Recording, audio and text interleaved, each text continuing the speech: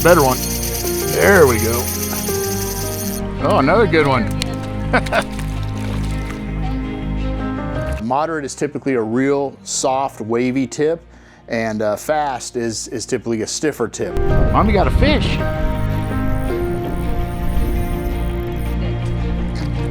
That was probably the one that was chasing mine. Oh, you brought it in to me? I did. Oh, thanks. Yeah.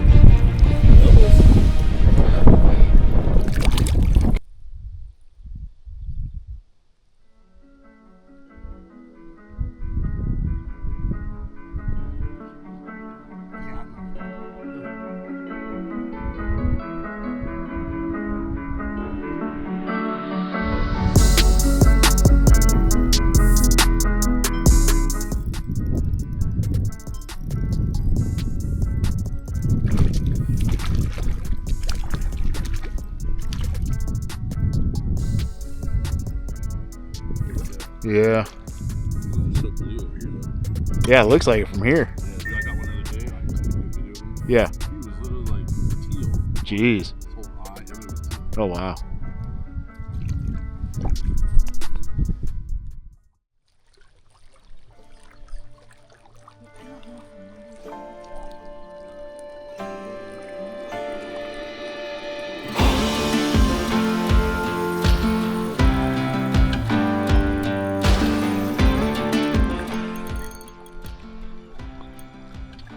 Might be a little better quality one.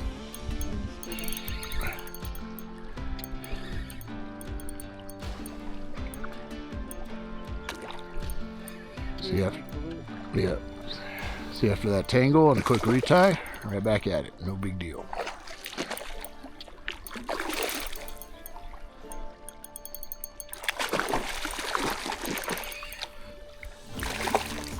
Yeah, that's a nicer one. Oh, that hit one.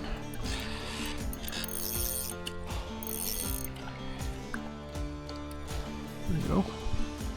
Chunky bro.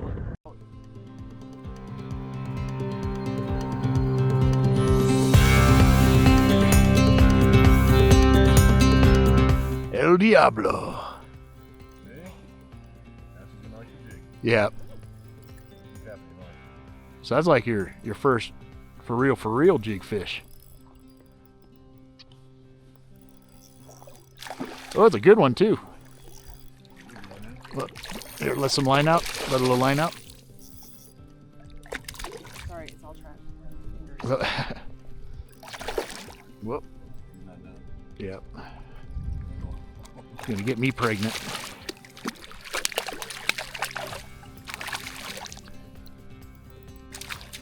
He'll calm down. There we go. There you go. Good looking fish, babe. I'll pull the hook out. Shush, shush, shush, shush, shush.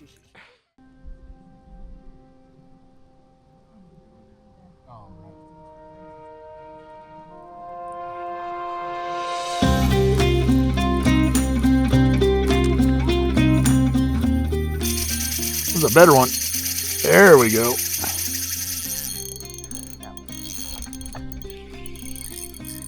Nice little bow. See, this is the way the Crowley bows usually act. Oh, yeah. They're like schizophrenic. Yeah, as soon as you hook into one, they just go crazy. Maybe it's in the food. Yeah. He's not even that big. He's just nuts.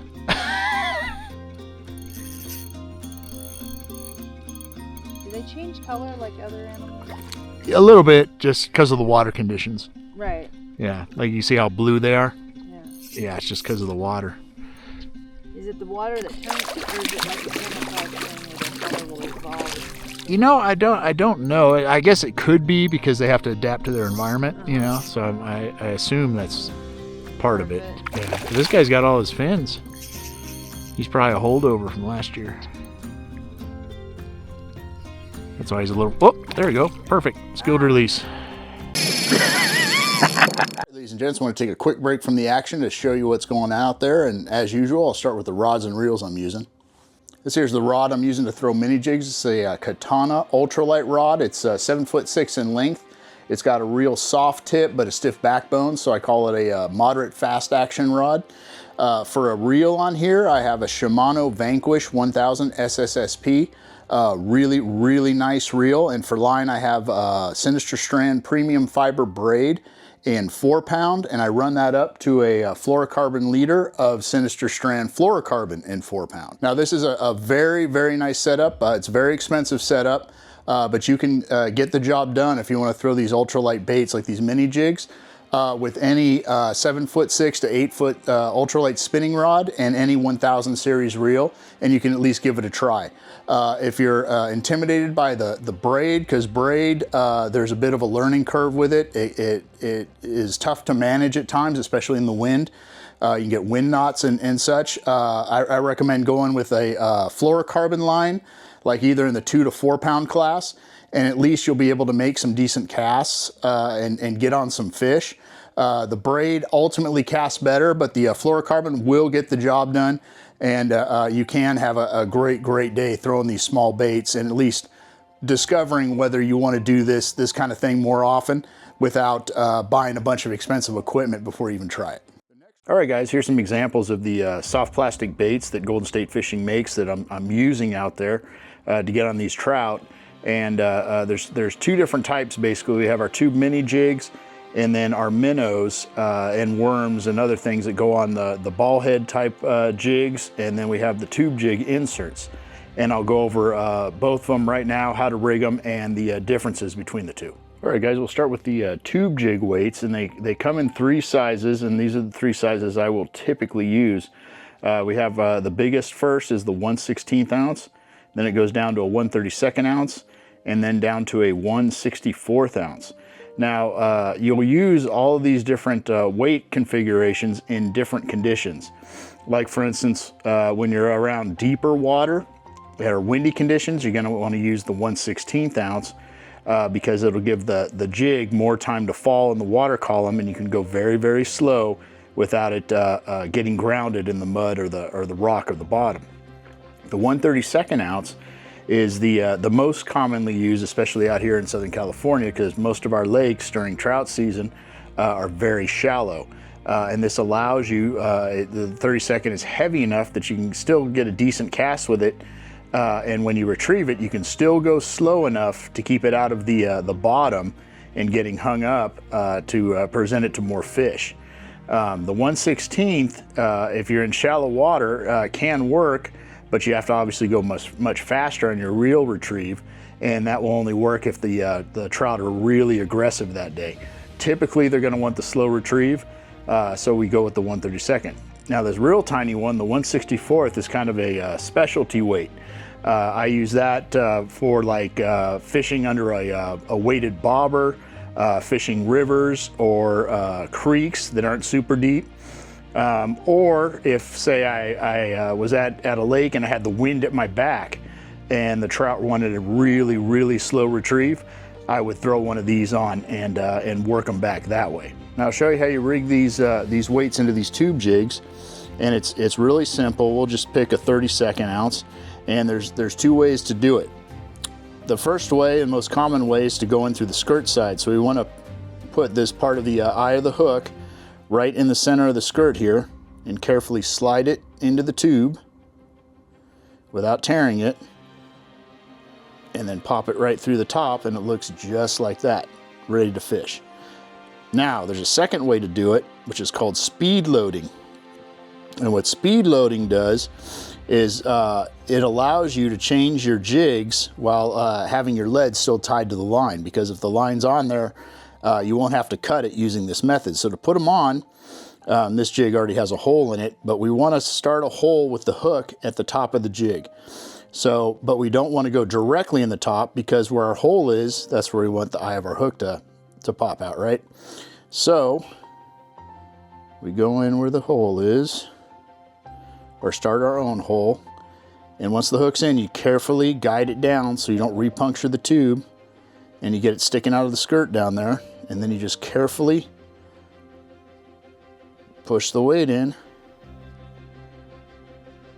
and it comes out looking just the same. Now, to switch out the jig color while it's still tied to the line is super easy. Just pull this cap back and expose that lead right there, and then you just carefully slide the tube jig down so you can get that lead out, and it pops out right like this, and your jig is still in really good shape and can be used again. And then if you want to reinstall it, you reinstall it. And that's all there is to it. All right, now we have our ball head weights, and these are what we use with the minnows and the worms. And just like the mini tube jigs, we have the 1/16 ounce, 1/32 ounce, and the 1/64.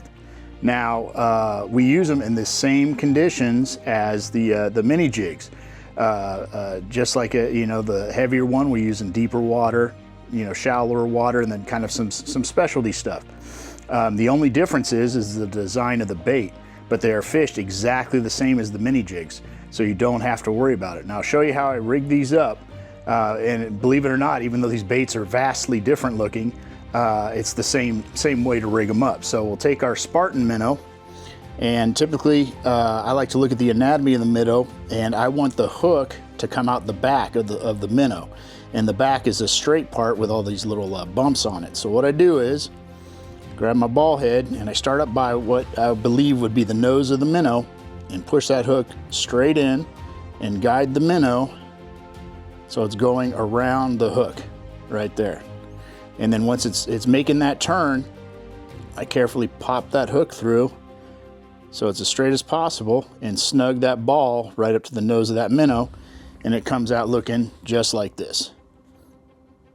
Then you're ready to fish.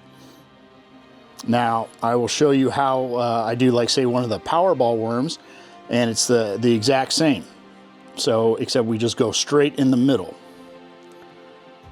So we pop it through in the middle, carefully guide the worm halfway around the bend of the hook, and then I will pop the hook out. But since it's a worm, we don't have to worry about the anatomy of it, right? And it comes out looking just like that, and ready to fish. And even though there's two balls here with the lead and the design of the worm, it doesn't matter to the fish. The fish still smash it. It doesn't look as pretty as the minnow, but they don't care. They will take it no matter what. So that's all you got to do, and you're ready to get out there and slay some of them trout. All right, now, how are we getting on these trout? And the first thing you got to do, especially up in the Eastern Sierra, is you got to find them, right? So the main places that I always like to look are intakes, outtakes, drop-offs, and flats or shallow areas. And what we have here at Grant, as you can see in the video, is a good drop-off into some really deep water.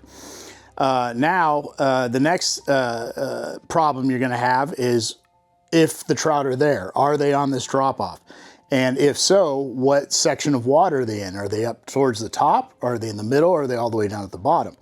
And we're fishing on shore, obviously, so the only way to do that, since we don't have a depth finder or anything like that, is by casting. So what we'll do is we'll make a couple casts, sometimes let it sink for just a few seconds, start a retrieve, let it sink for a little more, start your retrieve, and then sometimes let it sink all the way to the bottom and start your retrieve, and kind of feel out to see if you get bit. And what happened after we were there for a bit, Esteban let it sink all the way to the bottom, and he hooked up. So that was a key right there. Okay, well, there was at least one fish down there. Let's see if there's more. So we all started fishing real slow, all the way at the bottom, letting it drop all the way down there, and we started hooking up the fish. And it's really just as simple as that as far as finding them. You just, there's no secret per lake, per time of year, weather temperatures, all that, about how many seconds to let your jig fall. Every time it's different, and it'll change sometimes hour to hour. So that's all you got to do is when you go out to these lakes, when you're first starting out, is experiment. Throw out a 16th or 32nd, let it fall for a few seconds and start your retrieve. You don't get anything, let it fall for a few more. Let it fall for a few more, change your retrieve speeds, all that kind of stuff.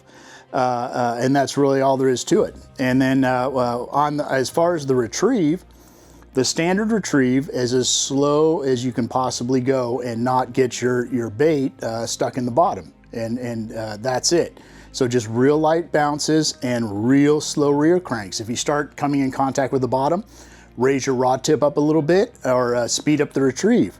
If you're not getting bit, change up the retrieve a little bit. Add some pauses, go maybe a little bit faster, maybe go even slower. There's all kinds of things. Give your rod tip some sharp pops, you know, pop it up 2 or 3 times real sharp. Sometimes that gets them excited. But the main key when you're fishing these jigs or these minnows is to understand there's really not necessarily incorrect technique. If you follow the basic technique, which is real slow with some light pops, that's what works most of the time. But there are times where real unconventional methods are going to work. Like one time I was actually at Grant in a different section on the kayak, and they wanted it a 30-second, and they wanted it popped up 3 times sharp and let it fall. And when it would fall, they would hit it. But if you just did a slow retrieve and did a pause, they wouldn't hit it. You serious? So once in a while, they just want it unusual, let's say. So biggest thing, don't be afraid to try different things, because the fish are going to change their minds all the time. There are going to be different bait in the water they're going to be feeding on. So you just don't know what's going on down there. So you just got to kind of guess and try different things and until you get bit and start getting on some fish consistently. And then you kind of know you got it figured out. With that, let's get back to the rest of the video and see how it all shook out. You never know when you're going to get that 127-pound minnow.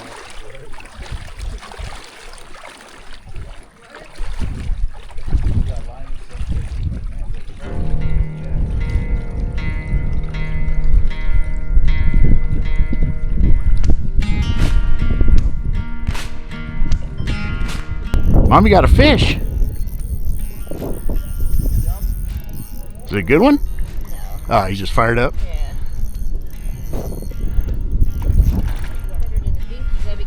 Yeah. Yeah. Uh-oh. Oh, look at, there he is. Look at that. Oh, that's a nice one. Yeah, it's a good one. Oh, wow. How cool. How cool. He's mad. Yeah, look, kiss. Look at that. Look, Sierra, over there.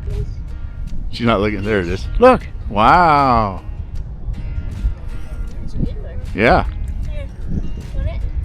She'll know. Ew. Say bye-bye. Say yucky.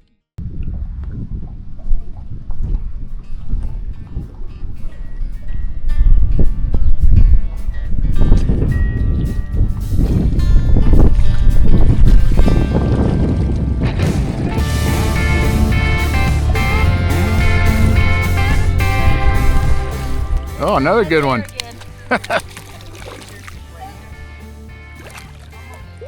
Oh, he's got hook jaw even. Whoa. Trying to calm down a little bit. Here, hold this one. Whoop, he's trying to get me pregnant. Went around my leg. Oh, this is a real cool looking one. Is it? Yeah, it's a male. Been here a while? Yeah, look at that one. Oh, yeah. It's a pretty one. There you go. Thank you. All right, ladies and gents, there you have it. Great times up in the Sierras, especially good. I got to have the Sergeant Major out there with me, and that's always a blast. She loves to fish. Just, you know, with the career and everything in our business, she doesn't get the chance to get out very often, so it's always awesome when she does. But biggest thing is that she is just now starting to get comfortable fishing the jigs and the minnows. And as you can see in some of the clips, you know, her technique isn't perfect. She's still learning, but she was still getting on the fish, right? So that just goes to show you, like, you don't have to have the perfect technique. You don't have to have years of experience for these techniques to work. Just get out there and try to do the basics, a slow retrieve and light bounces on the rod, and have a good presentation, and 9 times out of 10, you're gonna hook up if there's fish in the area, and that's just what she was doing. So don't be intimidated. Get out there and try it, and just keep practicing. Like me and Esteban have been doing this for a long time, and in different conditions and all kinds of stuff. So we've had a lot of practice. That's all. you guys can get there. Just get out there and try, and that's really all it takes. If you want any of the fine products I use on this channel, like the Golden State Fishing custom baits, the Katana rods, the Waterland sunglasses, or any of the waders or any of those things that I use, there's a QR code right up here. It'll take you to a link tree, which has hyperlinks and discount codes to all the places I just mentioned. If you want to make a purchase, you can get up to 15% off. So they're great products. That's why I use them and put them on the channel. So definitely go check them out and maybe save yourself a little bit of money. So if you ever have any questions or comments, please leave them here. I do my best to get back to you in a timely manner. You can also contact me on my Instagram at Spanker Outdoors. And I do my best to get back to you and answer any of the questions you have. Just give me a little lead time, especially if you're going to a lake or have a trip planned, because who knows what I'm doing, and I'm not on my phone very often. So I want to get that information to you before you go on your trip, so it's useful to you if you have some questions on that order. Coming up, we got some Montana videos. Like I said last video, we just got back from Montana. Still sorting all that footage because we caught so many dang fish, but I got a lot of real good teachable moments, especially with some of the rivers and stream fishing with jigs. Real good stuff in there that we can apply out here in the Eastern Sierra. A lot of lake fishing stuff as well. So there's a lot of big things coming. I'm going to start working Big Bear real hard in the next couple weeks. So look out for those videos with some, I think I'll do some trolling videos, some drift fishing, things on that order. And shoot, what else do I got? Oh, more Sierra trips. I'll be going back to the Sierras in a couple weeks with Esty. So we got more of that. Oh, I did a true one-day trip. I literally left my house at 2 o'clock in the morning, went up to the Sierras, fished 3 lakes, and was back home at 9. So I got that video coming up. And that was actually a real fun time. So look forward to seeing you guys out there, and tight lines.